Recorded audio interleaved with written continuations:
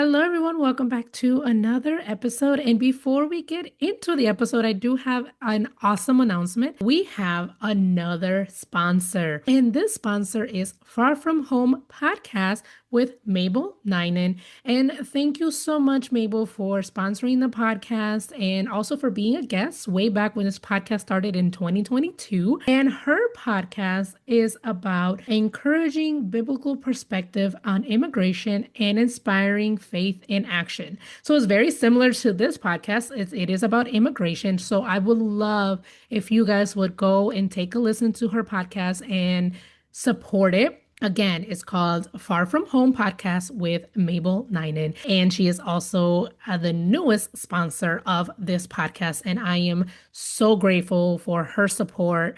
And I love that we are able to collaborate in this space together. I am huge on collaboration over competition. Just because our podcasts are very similar does not mean that they're the same. And so I am so happy to be able to support this podcast, Far From Home Podcast, and have you guys all listen to it as well. So again, thank you, Mabel, and we'll get into the episode. Welcome to the American Dream in the Eyes of Immigrants podcast.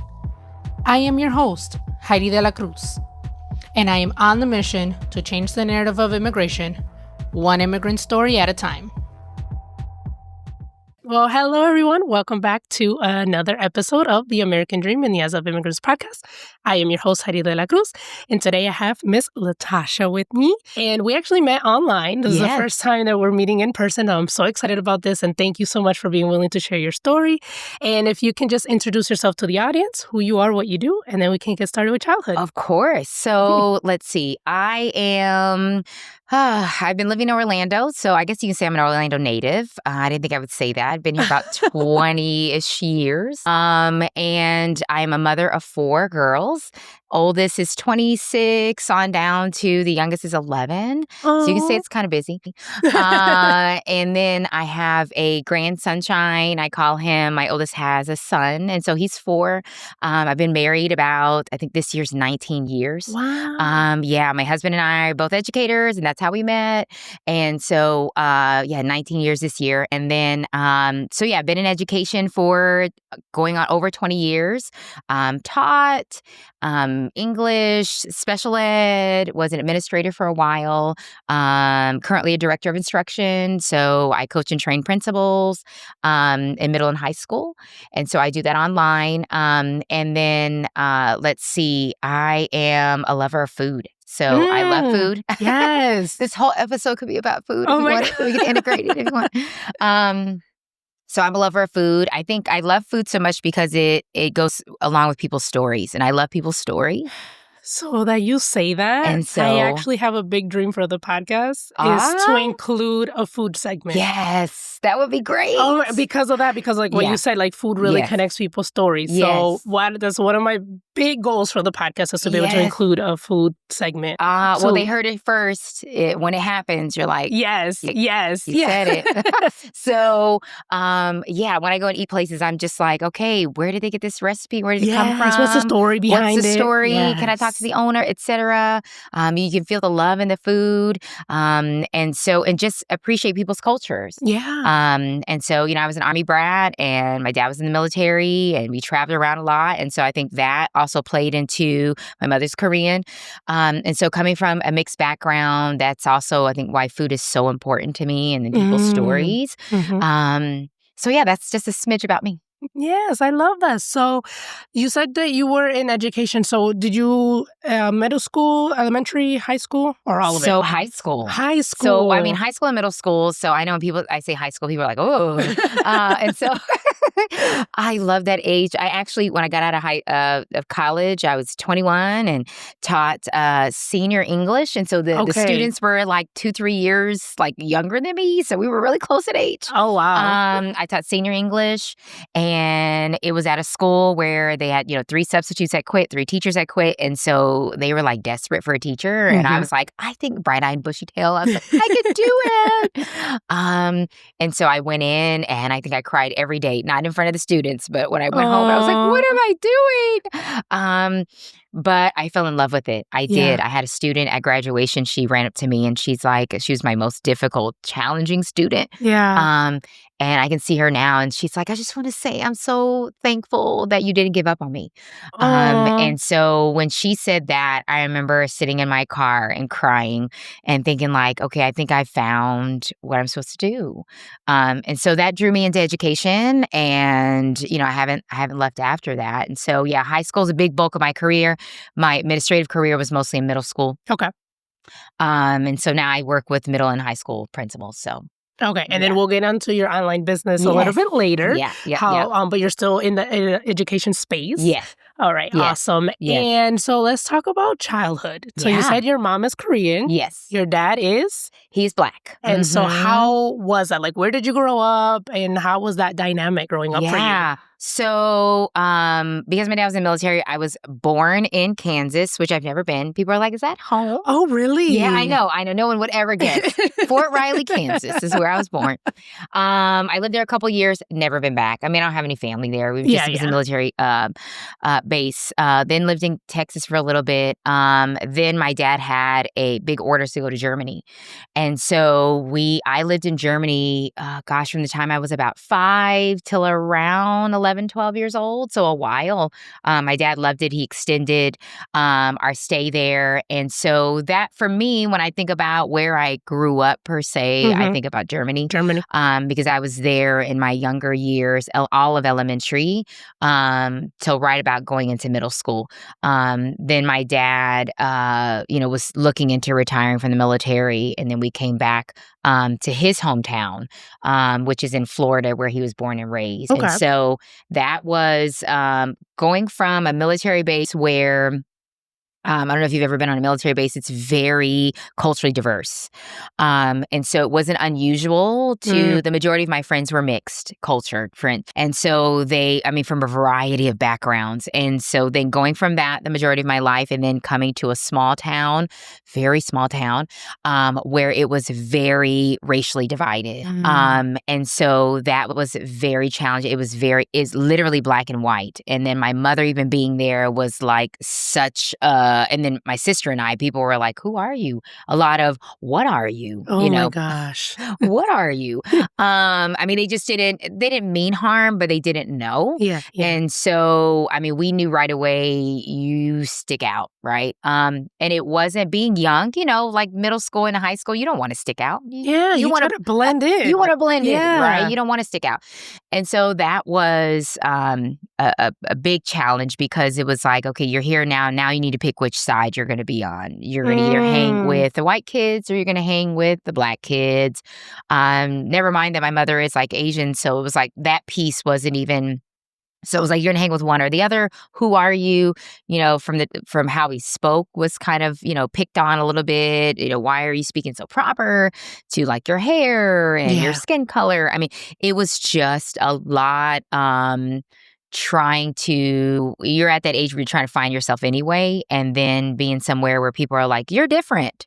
And why are you so different? So it was needless to say, it was a very hard transition. And I think I didn't realize it at the time that it really impacted my identity and how I saw myself. Yeah. It warped it. It misshaped it a lot. It shaped it in some ways where I learned a lot, but then it also, it caused me to be very insecure in a lot of ways, because I just didn't know where I fit in or where I belonged at the time. And so then I said, well, I guess I got to transform myself into one group or the other and try to find, where to fit. And that was difficult too. So, I was there for a while, got into a relationship, trying to find myself, and it was not a good relationship. It's when I had my daughter when I was 17.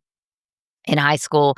And so from there, all my dreams of going to college and doing all that kind of shifted. And, how people say, I didn't know till I was older how to put words to it, but literally my dreams died at that moment of what I wanted to do. I was a very high achiever in high school, wanted to do all the things, but at the same time trying to find myself. Yeah. And so, when you don't know who you are, then here comes that.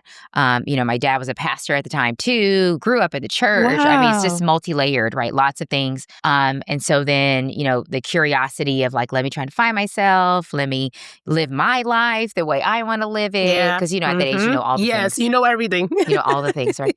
So no one can tell you anything. And so, you think you know all the things, got into this relationship, and that also shifted my whole world. Yeah. And so it at that time, being 17, having a child, and then trying to figure out who am I? Where am I going? What am I doing? Yeah. I still have this identity crisis. I don't belong. I mean, I could put words to all of it now. Back then, I couldn't put words to all of it. It was just, why is all this happening? Why am I making these choices? And so from there, it started me on a path of very much in a hard way finding who God created me to be. Amen. And even though I grew up in the church, figuring out then I didn't really know who God was, right? I knew of him, but I didn't really know him for myself, if that makes sense. Yep. And so, I could quote lots of scriptures. I could, all the things. I've been in church, 3-4 days a week, right? All that. But I think that hard season of my life really showed me that I didn't know who God was. And so then kicked off my journey of really learning God and getting to know him in a very hard season of my life, which looking back, I'm thankful for. Yeah. And it grew me, but it was a very hard time, very hard time. I can relate so much to that. Oh my goodness. Like during the hard season is where I was like, God, I need you. Who are you? Let me get closer to you. Let me build this relationship with you. And then after that, my life did a whole 180. Yes. Completely. And I'm just so thankful for that. And I want to ask, okay, so you said like where the city where you guys moved to, black and white. So there was like no Asian?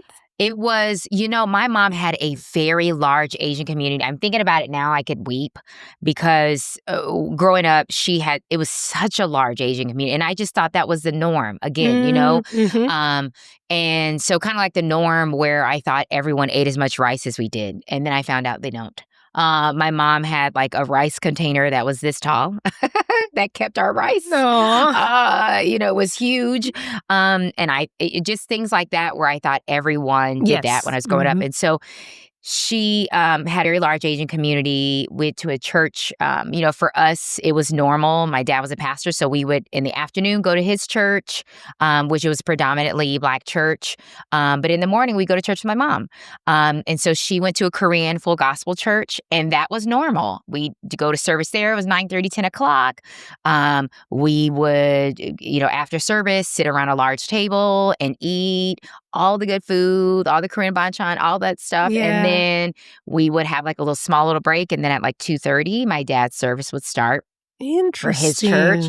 And I know now I'm saying it out loud and people are like, whoa, what? That's a lot of church. That's a lot of church. Needless to say, it's a lot of church.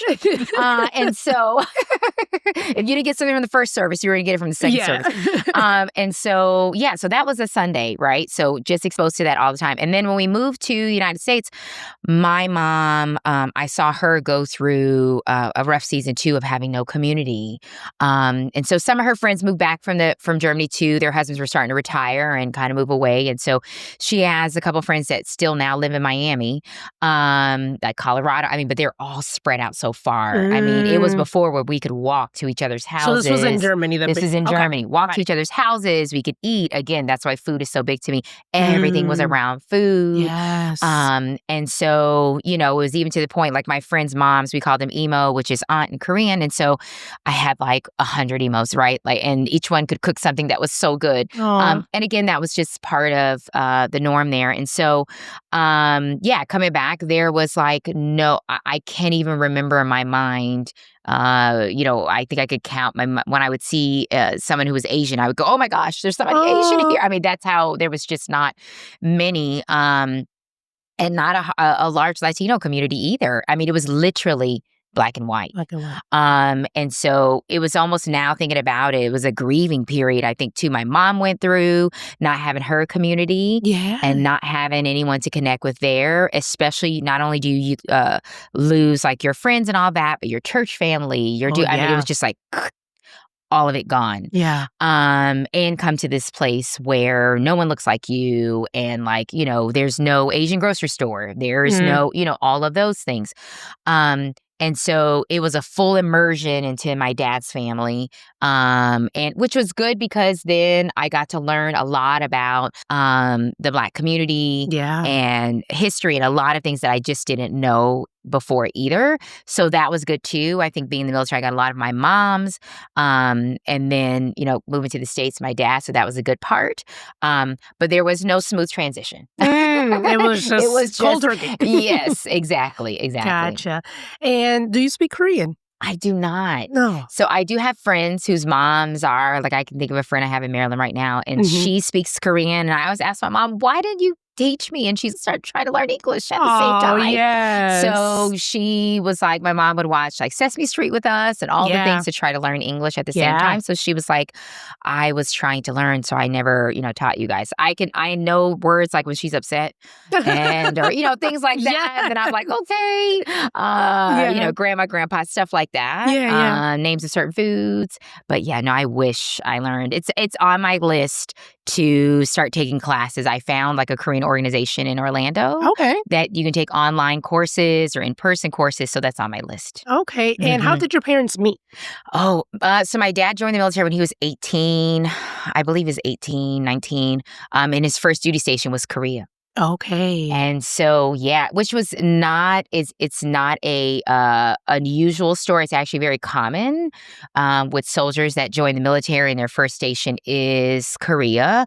That was probably the same story of all of my friends whose moms were Korean and dads were, either Puerto Rican or German or white or Black or from the Philippines. I mean, just a number of different ethnic groups and diversity. And so, they met there. My mom was, I think, 2 years older. So she was like 20, 21. And so it was forbidden. So their marriage didn't start off smooth. Wow.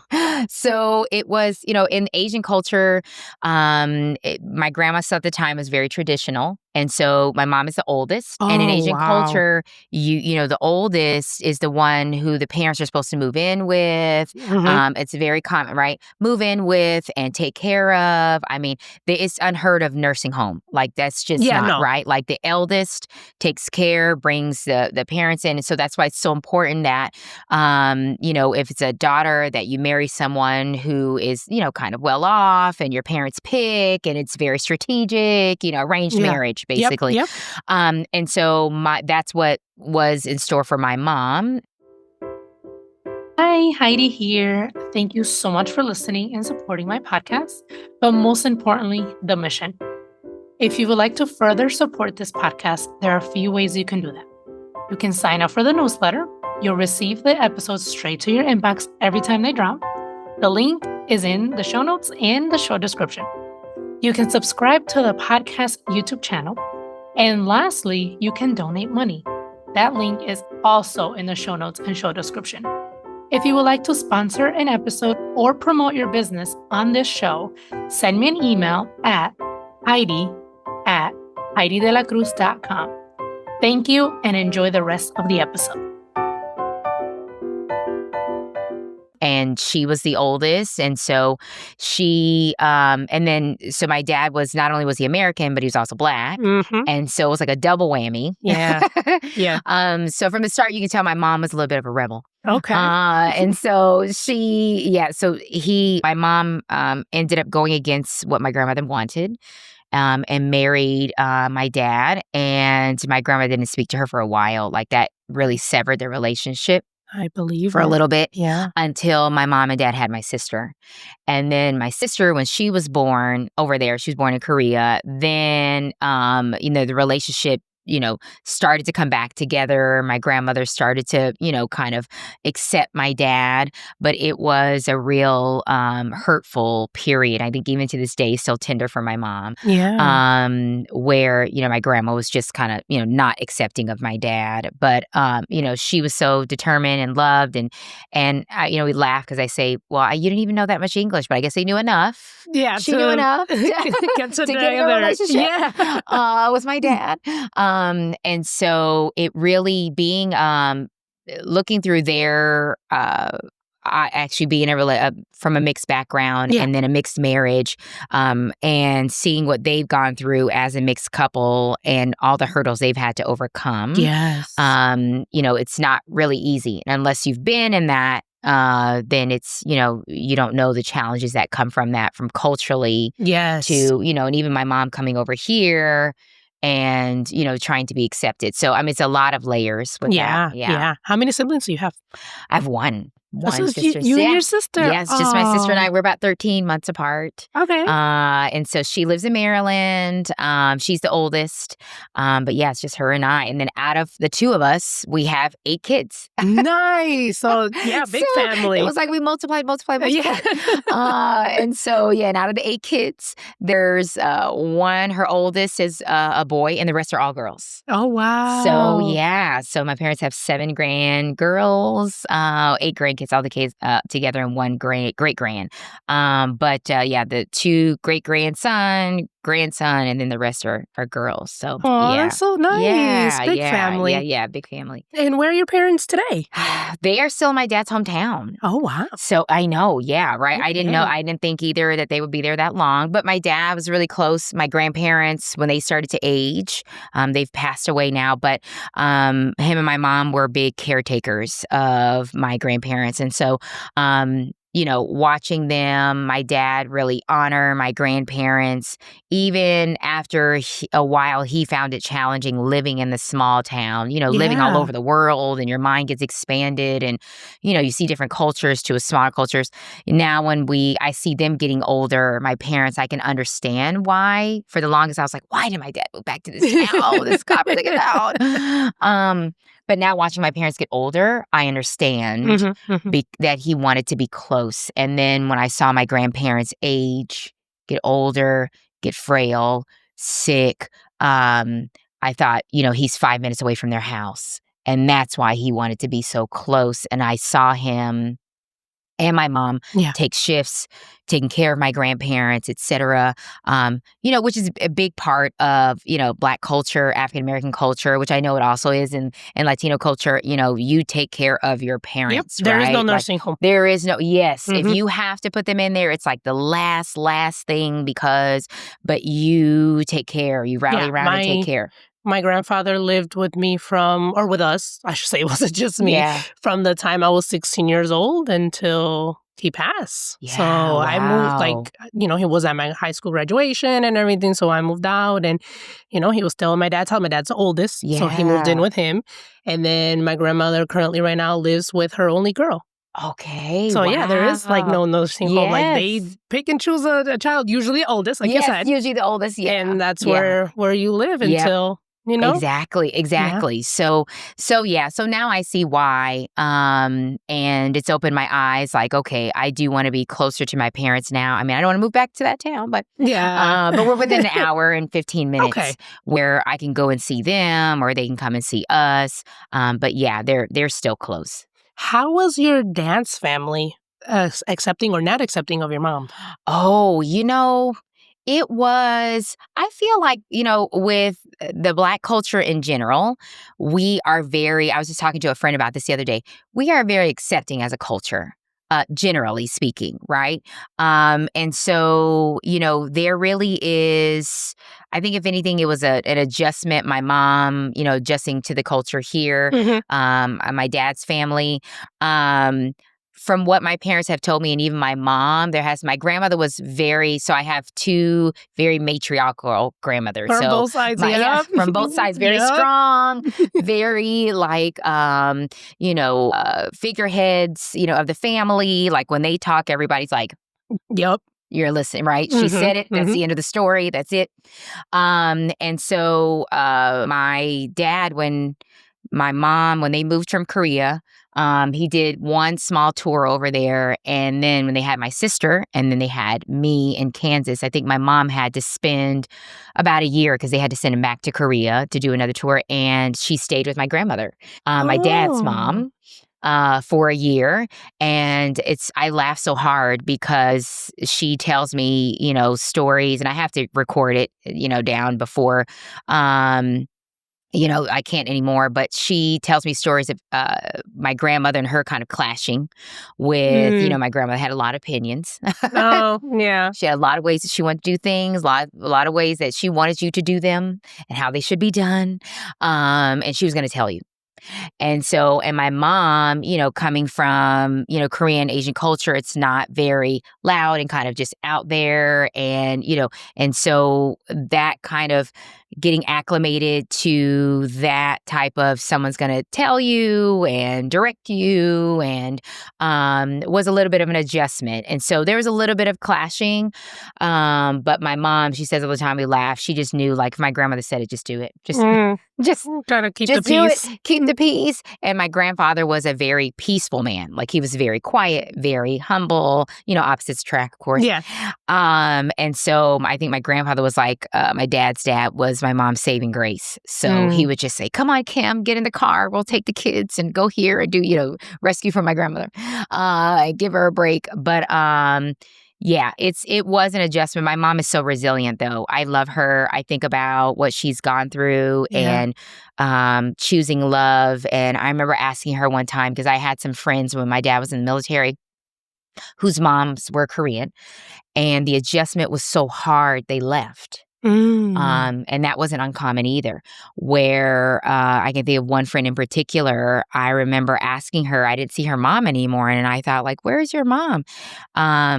And she said her mom decided to just move back to Korea. It was too much culturally to adjust and to be away from the family, thousands of miles, right? Yeah. And I remember asking my mom, I said, being here with us, it's a huge sacrifice that you have made being here, and you can't just drive to Homini's house. You just can't get in the car and go. You can't see your brothers and sisters like on a whim, right? It's thousands of dollars just to get a ticket. It's an 18-hour flight. It's a whole thing. Your closest friend is like 5 hours away. And I remember her, and I'm going to cry when I said, I remember her saying, my sister and I both asked her, like, what in you? And she said, well, you guys are my family. You, your sister, and you are my family. Your dad, you all, not that they're not my family, but you are my family. And so for her, she's had to frame it in that way in order to I don't want to say survive without her family, but really live without being able to see her family as often as she would like to. And being in a community like she used to be in a community, she's very, very hardworking and resilient. So she's been my inspiration, this whole time to just see, I know how important it is to be in community and how life-giving it is. And how many years she went without she was in community, but not in community with people who looked like her. Yeah. Oh my goodness. So that's a huge sacrifice. Yes. Yeah. Huge sacrifice. But she'll tell you every day it's worth it. She loves it's a choice that you make when you're in a mixed household and a mixed culture. And you come from two different backgrounds. Someone might have to sacrifice a little bit more than the other, right? For sure. If they both lived in Korea, my dad would be thousands of miles away from his family. Do you know what I mean? So it's like, it's somebody's going to make this sacrifice either way, but it's the power of love and, which, has kept them together all these years. Yeah. And God, of course. Yeah. Amen. Have you visited Korea? I have. So I did once when I was, I think I was maybe 12 or 13. We stayed for 2 months in the summertime. Very hot. Very hotter than Florida. I know people don't believe it, but it is. Very hot. It's like a tropical hot. And so, I went for 2 months, stayed there, and haven't been since, but I was just on the way here talking to my mom. And so my sister and I are going to go this fall. Okay. And with my mom and dad. And so, my grandmother will turn, I want to say 94. Okay. So she is still living on her own. Oh. She is still doing all the things on her own. Wow. She is still, I have to show you a picture when we get down, squatting down and making her kimchi on the floor. She gets up and down all by herself. She's agile. She's flexible. She's moving. I mean, she does all the things, goes to the store. She cooks. She does, everything on her own. But I believe she will be 94 this year. So we want to see her. So that will be an emotional reunion. I cannot wait. Yeah. So yeah, this is the year. Oh, and the summers are the same time over there as it is over here? Yeah, it is. Okay. It's the same time. They do have all 4 seasons. Their winter and their summer. Yeah, their winter and summer are, I haven't been there in the winter, but according to my mom, the winter and the summer are the most brutal. Like it's extreme winter and extreme summer. Okay. But the fall, so we're going to try to go, I think in between September and October, or like the end of September, beginning of October, which the weather is supposed to be pretty nice, good fall weather. So my mom prefers the spring or the fall are supposed to be the nicest weather. And so she's like, take an empty suitcase because we're going to shop. Oh my God. Well, I can't wait to see and hear all about all the things. So yeah. Awesome. So I want to ask you about because you said growing up, you felt like you had to choose and you had to, try to find your identity and who you are. And so I want to ask, was there a specific event that was like, okay, this is who I am Asian, I am Black? Yeah. Or was it during that hard season that you just grew with God and it just realized your identity actually is in Him? Yeah. How was that for you? That's such a good question. So it was 2020. Something about the whole world shutting down, but also turning upside down at the same time, and having to slow down and be with yourself and your thoughts, nowhere to go, nothing to do, nothing to kind of take your brain off of things. The busyness stopped. And it was in the stillness of that, because I'm a go person. It was in the forcing to be still, as well as seeing all of the things that were happening in 2020, from George Floyd to Breonna Taylor to, you name all the things, the civil unrest. Just all the protests, just everything that year, the craziness of the government. It was just all of this fun. The Asian hate, the rise of Asian hate. I was just thinking about that. You got it from both sides. Yes. Oh my God. So talk about not being able to kind of just, not deal with it, which is what I did for a long time because it's uncomfortable and it's you don't know how to put words to it. And so it was watching, the Ajamas and the older Asian folks get beat up on and hear about that. And then, COVID is from China and just all these different things like that. And then, watching, Black folks really just say, we are sick of this, for being targeted, for being, mistreated, et cetera. And so, it was both sides. And for me, there was a bubbling where I was just I remember I just started crying. I felt like every day I was weeping and was okay, what is this turmoil on the inside of me? And I feel like what I had been dealing with for so long, I couldn't put words to. I was finally starting to be able to put words to it.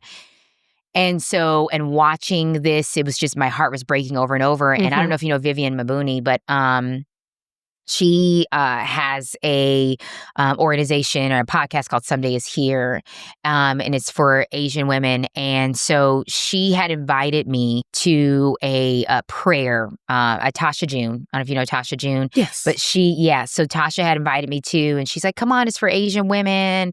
And when she invited me, for the first time, I thought, well, I don't belong there. It hit me, right? Well, I'm going to be the only brown face there. And people are going to say, why are you here? Yeah. You're not Asian, right? You don't look Asian. And so it took all of my strength just to log into that Zoom call. Tasha was texting me and was like, are you coming? Are you coming? Are you coming? Because I think she knew I was like, no. Yeah. And I finally logged in. And when I logged in and they started, praying and some other things, and Vivian opened up the mic and she said, if anyone wants to say anything, please say it. And it was not rose up in my throat. And I thought, oh, I want to say something. But when I do, that ugly cry, you can feel it. It's not going to be a cute tear that rolls down. It's going to be like, blah.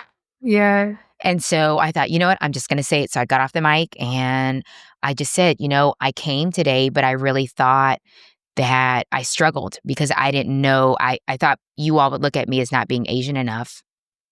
And I struggled with that for a while. Am I Black? I'm not Black enough here. I'm not Asian enough there. Too Black here, too Asian there. Where do I belong? And so that's when the tears started rolling.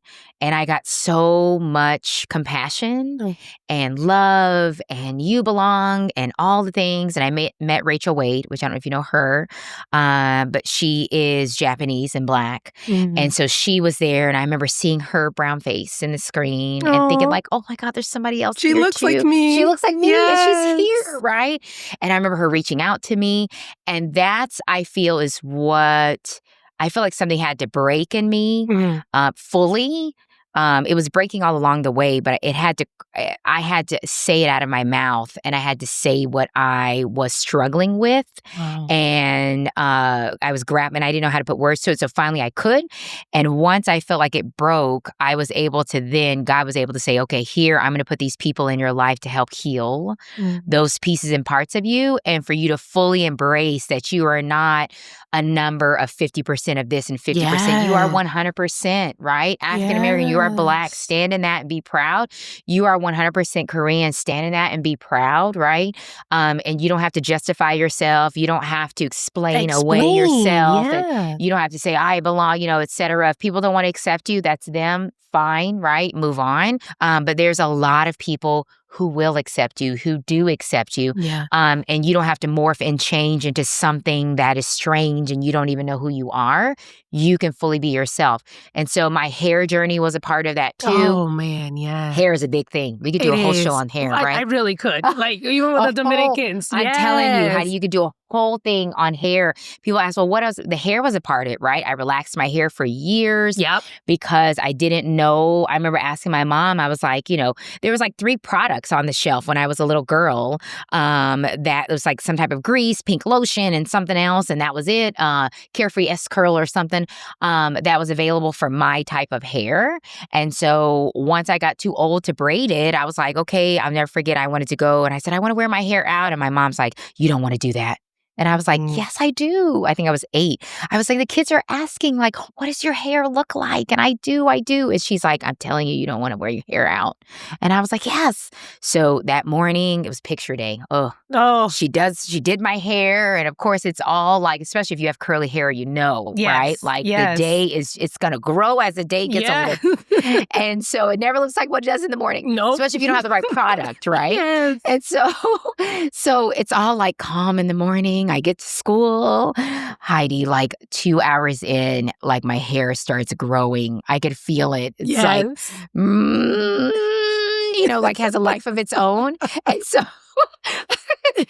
by lunchtime, it's like, right, like all the way out here, like here I am, hear me roar, like I'm here, look at me. And of course, at that age, you don't want anybody looking at you, right? Yes. Look at me, and it's picture day. And so I can still remember that picture now, and so the kids are, what is wrong with your hair? Yes. Why is it like that? Wow, how come it was like that in the morning and now it's bigger? Yeah. And then why is it so big? Why is it and I remember as soon as that bell rung, I ran home and I cried. And I was like, I hate my hair. And my mom's like, I told you, you can't wear it like that. Man. You can't wear it like that. And I was like, so then my mom's like, but there is something we could do to your hair that I heard. And it was relaxers at the time. And so she's like, then you could wear your hair down. And of course, we didn't know, right? Yeah. So there started my relaxing journey, relaxing my hair until it was probably around 2019, I think, 2018. I had my daughter she's 2014. Actually, it was before that. So she was before 2020. So it was around 2014. My older girls had said, just had my 4th daughter. And my older girls are like, well, we want to now relax our hair because you relax your hair. And I thought, no, I don't want that journey for you, right? One, there's so many other products now. Yes. We know better. We know more. There's YouTube. Yes. Yes. We know how to apply product. Yeah. You can go on YouTube. And there's now curly hair stylists, right? Yes. It's a whole thing, right? And so I'm like, no, I don't want them on that journey of relaxers. And no knock on who wants to do that. But for me, it was a whole, like, just not knowing how to embrace identity. It was more than just the product itself. Do you know what I'm saying? fan. Mm-hmm. It was you got to look like all the rest of us, Yep. right? Like your hair has to be straight like white culture, right? Like Yes. that really was at the root of it. And by that time, I was like, I'm done with that. So then I started the process of growing my hair out, which was a whole thing. I had friends who I did the big chop, which was like chop your hair down to like an inch. And I was like, I'm not that brave. And so I was like, I'm not going to do that. So I did this whole transition thing with my hair. It took maybe about a year and a half, 2 years. And I remember I finally found a curly hair specialist and I went into Jarelli and she's like, is this your first haircut? And I said, yes. And so she cut my hair, shaped it. And from there, it was almost like my hair was like, we are free. Literally, the curls that you see right now, I didn't even know I had. Yeah. I didn't even know that these existed. Yeah. And when she cut my hair, I felt like my hair was like, it was like every day my hair started curling up. And people were like, where did you get curls from? I was like, they were there all the time. I didn't even know, right? And then she taught me how to apply product and do all the things and how to wash it, how to, and don't do this and don't towel dry it and, all the things that you just don't know that you're not supposed to do, right? And so, so then that actually thinking back really kicked off the piece where I'm like, okay, now I'm owning how I look like this, right? Yep. I looked in the mirror for years and it was long and straight. And then I had to kind of adjust like, is this pretty? A whole new like perspective shift of this is my pretty, my beautiful, this is who I am, right? And then I think from 2014, 2013, growing my hair out, going into 2020s when it really was like boom. And then I think with that and then turning 40, I was like, this is who I am. That's it. This is me. There's something about like turning 40. I had a friend who said that. She was like, when you turn 40, you're just going to be like, I don't care. Right? Like you can go kick rocks. Like you don't like me. And sure enough, it was like a process of that. And then of course, like God healing my heart through different things along the way. But it was like, I woke up and I was just like, you don't like me. I don't care. That's you. Right? Like I'm not going to do this to my hair anymore. I'm not going to only wear that. I'm going to wear loud colors. I'm going to wear bright this. I'm going to, speak the way I want, laugh the way I want. I'm going to, you know what I mean? If you think it's too much, then I don't care. Right? Then I'm not for you. And then that's that. So, but it's been a whole process. Yeah. It's been a whole journey. Process, whole journey. And still growing and evolving. So. Oh my goodness. Thank you for sharing all of that. I can relate so much, especially to the hair. Yes. I straightened my hair for years, so much so that my curls went away. So it was like when I had my hair wet, it was like a little bit of curls and then it was like straight. Like the ends were just like straight. Yes, yeah. And so it wasn't actually until I got with my husband when we were dating and he was like, well, I like curly hair. I was like, what? I know. You like curly hair? I was like, yeah, I like curly hair. So then like I started to wear my hair curly even more and more. And so it took a while for like my curls to come back. And then now they're just like, well, I mean, I don't have a curly hair now, now, but they're just like out there and they look healthy. Yeah. And they curl like from the top to the bottom. Like I no longer have the straight end thing. So and I've had to learn how to embrace my curls because I grew up with the messaging like if your hair was not straightened, your hair was not done.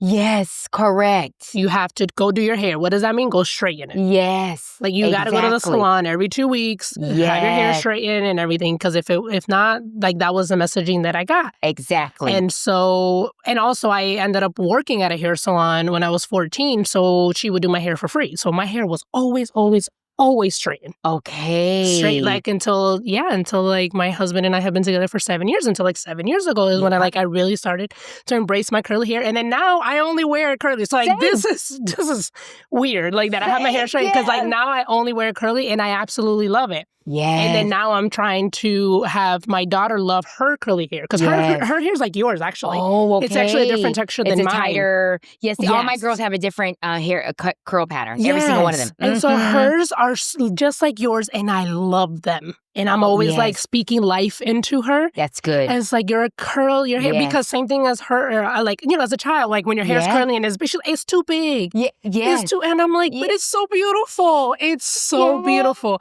So I've been trying to like work with her so she could wear her hair more curly and like, show her pictures. So like, for example, like my husband's sister, she always wears her hair in a fro. And so I will tell her like, look, she's always wearing her hair curly. And actually her aunt also on her dad's side also always wear her hair curly. And so like I try to tell her like examples like, look, they're always wearing their curly hair. So I've been doing that with her. And I will straighten her hair, you know, like she wants to every once in a while. But I don't want her to think that straight hair is the only beautiful hair. Absolutely. And I want her to embrace that she can do both. And embrace her curls. So that's where I'm at, because I don't want her growing up with the same messaging that I did. That's a lot of untangling, right? Oh my God, that whole like like it's a whole, I think now, and I'm just like, oh gosh. And not only that, living in Florida, I'm like, curls is like everything, right? Like when it's a little drizzly, I'm like, I don't care. It's moisture for my curls. I was actually thinking about that the other day. It was like humid, and I was like, how did I have my hair straightened all the time in this humidity? Like how? Oh, yeah. I mean, it's just a lot. But I think going back to what you said about like representation, that's why it's so important. Representation is so important for girls to see, for women to see all hair textures, all hair types, all skin colors, all hues, all like the whole gamut, right? And hey, if you want to put braids in, if you want to straighten it, if you want to have it curly, if you want to have it in a fro, if you want to do it up in an updo, that's your choice, right? Our hair is versatile, and you know, it could do a lot of different things, but you have that choice. Like there's not one definition of beauty. Yes, amen. Oh, so beautiful. Yeah. So let's talk a little bit about your business, your current business. So you're still in education, but now you're kind of like on the other side of things? Yes. Okay. So I always tell folks like that's my day job, but then I moonlight because I'm a huge believer in, you know, I work, but I also think that every person, whatever job that you have, you should have an outlet of something that you do, whether it's to make money, everything's not for making money, or whether it is to make money, a side income or another stream of income is wonderful. I remember I went to this conference where this lady, she was like a powerful like trainer, coach. She did all these things, and she was like, you would never guess. In order to relieve stress, I bake cakes. And she was like, I do huge wedding cakes. And she was like, I don't have to use my brain in a way there that I have to use it here. So she was like, I need an outlet. So for me, that's what that is. It is a business, like, you know, it's an LLC, it's established, it has all the different things you have to do for that, the formal things. But it really is, for me, I podcasted for a little while. That was that. You did. Yeah, I did for a little bit. And then I did some coaching and consulting, which I still do some of that. I worked with PAX, which is a phenomenal organization, for a while. Did some consulting with them around their fellowship cohort. Used some of my educational background to do that. And I think that's a good point to make, that a lot of times when we're in things, we as women especially, it's good to be thinking about how can I use the current skills that I have to monetize them for my own good, right? Because if anything goes belly up, or it something messes up, or you get let go, it's like I have this skill though that I can use over here to have something of my own. And especially as women of color, you know, it's powerful to have that. And so now what I'm doing is I create spaces and events for Black women professionals. It's called Mahogany Table, is one leg of what I do. I still do some coaching and consulting, but Mahogany Table is for Black women professionals. And I did a lot of research probably a couple of years ago. In my current position, I'm an only. And so I'm the only woman of color who is a director. And hasn't been uncommon for me in leadership as I have grown in my career, and then having friends in the private sector, the same thing.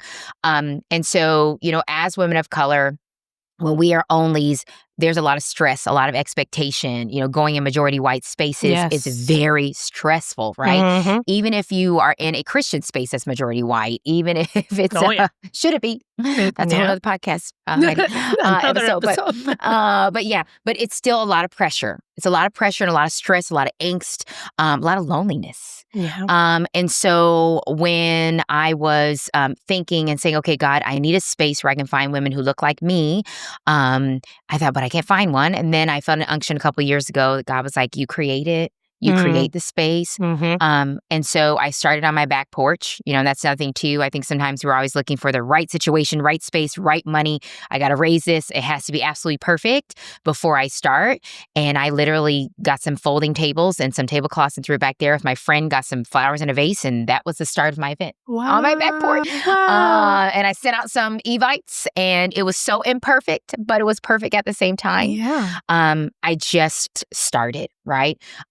And so that event has now turned into this end of this month will be my 5th event that we're doing. Nice. And so it's really just bringing women in to take care of our well-being. I mean, one thing as women of color, you don't have to teach us how to work hard. Okay? We know how to work hard. Mm-hmm. We don't need a lesson on how to work harder, faster, more. No, we got that down. We got that down pat. But where we struggle is how to take care of ourselves, our well-being, we're a mom, we're a wife, we're a businesswoman, we're this, we're that. And how do we do all the things? Do we do all the things, right? Mm-hmm. And then not only that, but how do we take care of ourselves, right? And how do we not run ourselves into the ground trying to do what we love? Yeah. And so this space is that coming and discussing all the things that you can't discuss other places, microaggressions and other things like that, and just your well-being and taking care of that. So I'd like to tell people it's a experiment, right? So I try to be gracious on myself because I can be very hard trying to get the right thing, do the right thing, et cetera. But I'm just being led by God to do that and create that. And will it be forever? I don't know. I might go back to podcasting possibly. But my heart in general is just for women, period, especially women of color, and making sure they're seen and known and loved and feel like they belong. So, and this is an annual conference or an annual event? It's usually, I've been doing them once or twice a year. Okay. And so it's a gathering. This one's just about 3 hours long, 3.5 hours. Been thinking about an overnight retreat. So I did a Friendsgiving at one time, and it really is just to help women build community. Okay. So try to make it fun, but also reflective. I have my friend, Keisha Polonio. I don't know if you know her, but she's a licensed mental health therapist. And so she comes to try to destigmatize therapy and taking care of yourself. She's a phenomenal speaker if you ever need anyone. She has a wonderful story. She's Belizean. And so she has a great story as well. Yeah, of how she came over here. And I won't tell her story, but she's a fantastic story. But she comes to the event as well.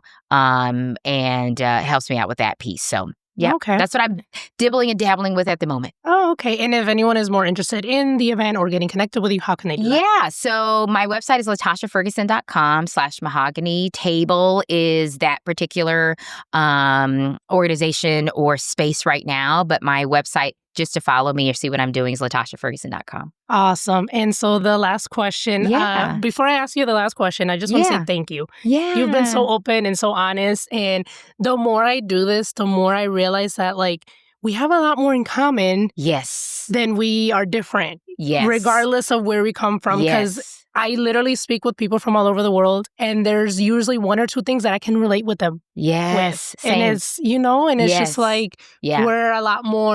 we have a lot more in common than what we are different. And I'm really thankful that God put this in my heart to be able to speak to his children from all over the world and hear their story and how they got here and everything. So thank you for this. I love this. Thank you. Thank you for what you're doing.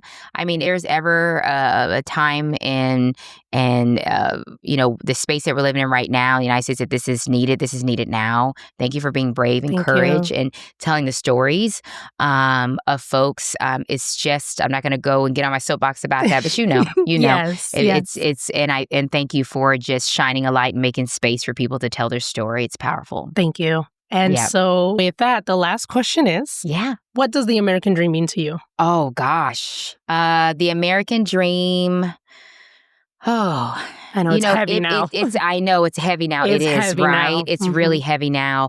I can say what I would hope it would eventually be, right? I think for looking at my story, I would hope that the American dream, that we could get back to a place as Americans where when you said the term, everybody is welcome, that this is the United States of America.